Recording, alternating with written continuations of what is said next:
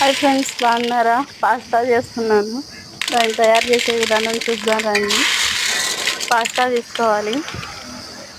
ఒక గిన్నె తీసుకొని గిన్నెలోకి వాటర్ పోసుకొని పాస్తాలు వేసుకొని గిన్నెలోకి వాటర్ వేసుకొని కరివేపాకు, పచ్చిమిర్చి, పుదీనా, ఆనియన్స్ కట్ చేసుకొని ఆయిల్ పోసుకొని చిట్పట్లాడేటప్పుడు అవి వేసి బాగా మిక్సీ కలుపుకోవాలి. బాగా కలుపుకున్నాక టమాటా సాసు, సోయా సాసు అవన్నీ పెట్టుకోవాలి ఆల్రెడీగా. నేను ఉప్పు, పసుపు, కారం, గరం మసాలా అన్నీ వేసి పక్కకు కలుపుకున్నాను. టమాటా సాస్ వేసుకోవాలి.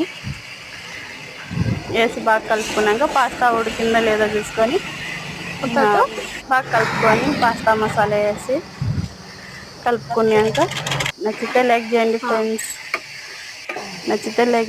ఫ్రెండ్స్. సబ్స్క్రైబ్ చేసుకోవడం మాత్రం మర్చిపోవద్దండి. బాయ్.